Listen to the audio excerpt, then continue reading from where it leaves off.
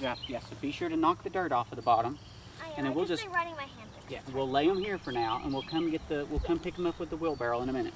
Okay. Okay, so we're pulling the onions from this bed right now because this is a different variety than these behind us. Yes.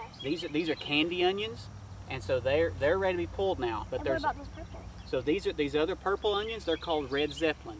They're not ready to be pulled yet, so we're going to leave them, let them go a little bit longer.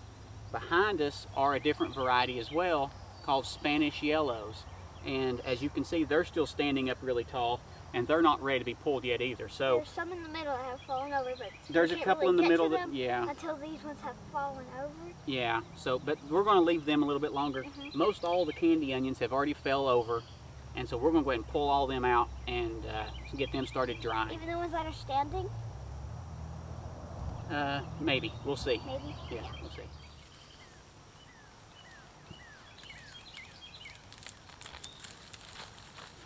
Go. So there's 6 right there, I believe. So there's the onion. Really good onions. We're gonna put it over here in the pile. That one's gonna take longer to dry because it was still standing upright a little bit. Now remember, this is the only one that has a bloom on it. So it needs to be kept separate when we're done pulling here in just a minute. Okay. I'll take this one over here with my others. Stand up here on this thing so you get more leverage. Stand up here where you're pulling straight up. There you go. I got it. This tomato plant plant is there you go. in my Hold it way. up there to the camera. Look how big that one is. This is a big one. That's a good one. This is the size of it compared to my head. Yeah. It's pretty big. I'm getting that, baby. I'm taking care of that.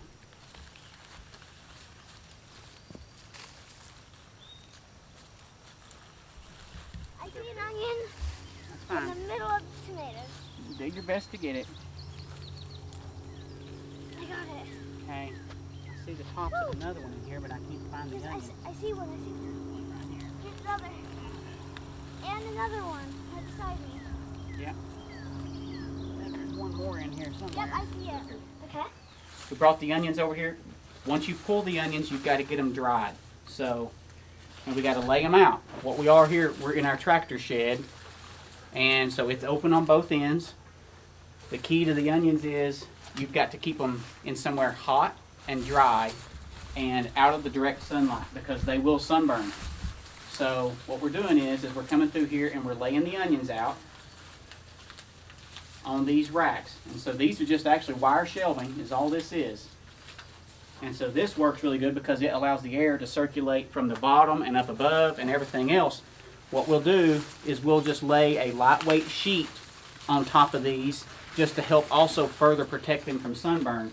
But you have to dry them like this for about 7 to 10 days. And then we will come along after that. At 7 to 10 days, all this green will turn brown, and we'll take little shears and we'll cut the green tops off and we'll cut the roots off, and then we'll be able to go to the next step in the process. So where's a good spot for this, buddy? Oh, I don't know. We'll just lay it right here probably. All right, everybody, so it's 10 days later now. You can see I've got a fan out here now. What happened was we had a lot of rain for the next 3 days after we recorded that first segment, and there was a lot of moisture in here. There was a lot of water dripping off the roof. So I brought this fan out and set this fan up to keep all the air, to get airflow across all these onions to help dry them out, but also to keep a lot of the moisture out of here. The other thing I did was, after about 3 days, I came out and I changed how the onions were oriented in here, and I actually set them so that the bulbs were laying on top of the racks and all the green tops were suspended down below. That helped keep any moisture that may have been in those green tops from coming out on the onions and keeping them from rotting prematurely. So what we're going to do now is I'll show you, take out my snippers here, my shears. So you can see these tops have turned good and brown. They're starting to dry out now. You got the roots down here have dried out and they're getting all crunchy. What we're going to do, I'm going to take these shears and I'm going to cut it off. I'm going to leave probably 2 to 2.5 inches of well, it's not even cutting. Leave about 2 to 2.5 inches of the stem on it. Just that will dry out and it'll cure, and it will create a good seal for the onion. And I'm going to cut these roots off. It would help if I had a pair of sharp shears, actually. These shears are pretty bad. And so now you've got an onion here with just this stem piece. I'm going to lay it back down in the rack, and I'm going to continue to let it, it's got a tick on me. How about that? After getting the onions cleaned up like this, I'm going to put them back in here. I'm going to clean up all these onions, turn the fan back on, let them sit here for probably another 3 or 4 days, finish drying out, and then I'll store them in the pantyhose, the way that we do that. You can see we've already pulled our red Zeppelin onions. I pulled those yesterday. There's about 60 of those. We're going to do the exact same things with the red Zeppelins as we did with these. And then my Spanish yellows are still in the garden. They'll be pulled this week. So hopefully I can pull these out soon, make room for the Spanish yellows, and then we'll go on to the next step in the process. Okay.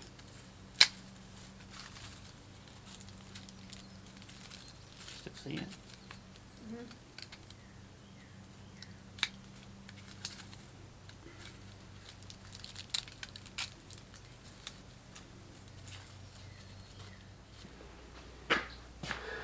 Alright everybody, so we're going to wrap this video up here today. So it's been about 3 weeks now since we harvested, probably 3.5 weeks actually, since we harvested these candy onions. You saw where we clipped the roots off and the tops off in the earlier segment there. I've left them sitting outside in our tractor shed with a fan blowing across them now for probably an additional 2 weeks. And as you can see, the stems have dried up now. They've curled up on top of them. The roots have dried up completely. So these are ready to be stored.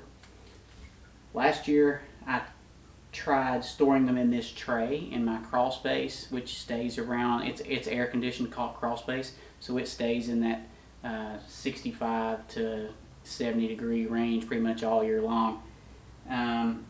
But I had the issue with probably a third of my onions started to rot early last year. So I'm going to go back to the way that I always stored my onions before, and that is I'm going to hang them in a tube. In this case, the tube being a pair of pantyhose. So you can buy just a cheap pair of pantyhose anywhere, dollar store, you can go to Walmart, wherever you feel like getting them, but just get the cheapest pair of pantyhose you can find. So what I do is I'll take my onions, just get whatever little loose stuff's off of it there, just take it and you're going to shove it down in through here. Now it's going to want to snag on the pantyhose, so I use my hand and I push it all the way down in there like that. You have it all the way in the bottom, make sure to push it in good and tight. I'll take the pantyhose here and I will loop it to create a little knot, and I'll pull that all the way through, and then I'm going to snug that knot up right down on top of that onion. And why I do that is so you'll see here in a second, when I put my next onion in, it's actually not touching the first onion that I put in. And so what you end up with is you end up with a space between the onions. You'll see here in just a minute.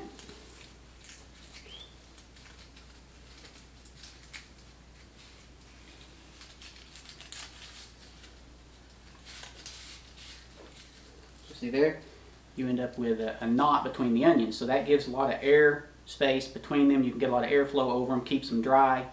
When it comes time to use an onion, you just come in with your scissors, knife, whatever. You just snip the top of the pantyhose here where the individual onion is at, and it'll just fall right out. The other thing is if you do happen to have one that begins to rot like this, instead of having the onions touching and the juices from the rotting onion running down and hitting or puddling up and contaminating all the surrounding onions, which causes them to rot faster. This gives some space between them, and in the case a lot of times when I've had them, the few times I should say that I've had them rot in the pantyhose, it basically all just stays contained within this one individual block here. So that's how we do it. I'm going to get these put out. Normally I can get anywhere from 7 to 8 onions depending on size in one individual leg. This looks like it's probably a little bit longer, so I may be able to get maybe 9 or 10 in this one. When I get done, I'll tie a loop in the top of this, and I'll take it into my basement, crawl space, garage, pantry, wherever, and I'll just hang it from a nail, and it will just sit there and suspend like this, and you'll be able to pick onions, out of these pantyhose all year long. So hope you enjoyed this video about candy onions and how we prepare them, how we harvest them and prepare them for storage. Anyway, give it a try next year. It's great. Our family loves them. We use them for everything. And you can do this with other onions other than just candy onions. I'm going to do the same thing with my red Zeppelin onions and my Spanish yellows. So anyway, have a good day. God bless.